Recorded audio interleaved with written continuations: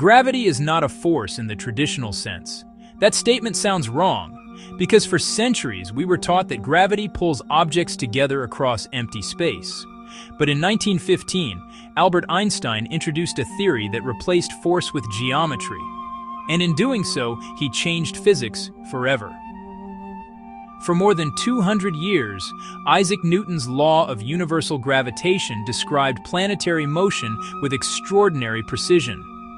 The equation was simple and powerful.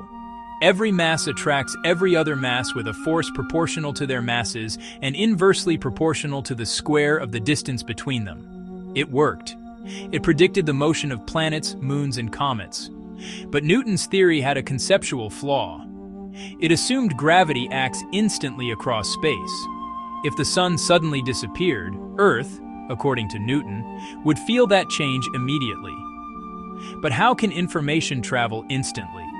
That question became more troubling after Einstein published Special Relativity in 1905, which showed that nothing, not even information, can travel faster than light. Newton's gravity and relativity could not both be correct. Einstein searched for a deeper explanation. In 1907, he had what he later called the happiest thought of my life. He imagined a person inside a small, sealed elevator. If the elevator is in deep space and accelerating upward at 9.8 meters per second squared, the person inside would feel pressed to the floor.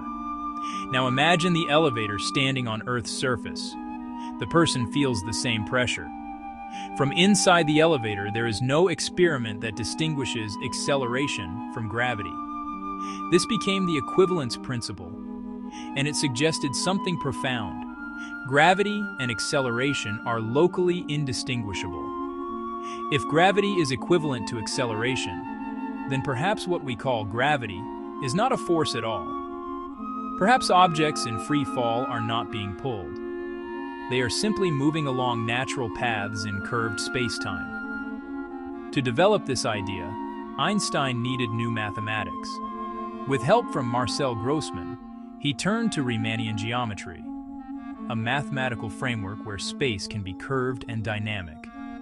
Instead of treating space and time as separate and absolute, Einstein combined them into a four-dimensional structure, space-time. Mass and energy would no longer move within space-time. They would shape it. In 1915, Einstein presented the field equations of general relativity. In simplified form, the equations state: the curvature of space-time equals the distribution of mass and energy. More precisely, the geometry of space-time, described by the Einstein tensor, is determined by the stress-energy tensor, scaled by fundamental constants. In words, matter tells space-time how to curve.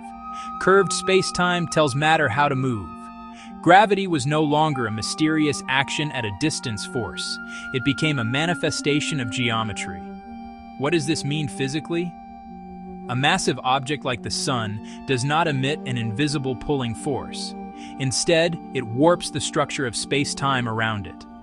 Planets orbit not because they are being pulled inward, but because they are following geodesics, the straightest possible paths in curved space-time. Even light follows these paths. And that leads to one of the most important predictions of general relativity: gravitational lensing. In 1919, during a total solar eclipse, astronomer Arthur Eddington measured the apparent positions of stars near the sun. Their light had bent as it passed through the curved space-time around the sun. The measurements matched Einstein's predictions. Newton's theory predicted only half the observed deflection. Einstein's equations predicted it exactly. General relativity was confirmed. But the theory went further. It predicted black holes, regions where space-time curvature becomes extreme. It predicted gravitational time dilation, the slowing of time in stronger gravitational fields. It predicted gravitational waves, ripples in space-time itself, directly detected a century later. Einstein had not merely refined gravity, he had replaced the concept entirely. Today, every GPS satellite must account for general relativity. Without corrections for space-time curvature and time dilation, GPS positioning would drift by kilometers each day. This is not abstract theory, it is measurable reality. Gravity is not something pulling you toward Earth. You are moving forward through space-time, and Earth's mass curves that path. Free fall is not being pulled downward. It is following the natural geometry of the universe. Einstein transformed gravity from a force into a property of space and time themselves. He showed that reality is not rigid and flat. It is flexible, dynamic, curved, and we are living inside its geometry. This is Infinite Narratives.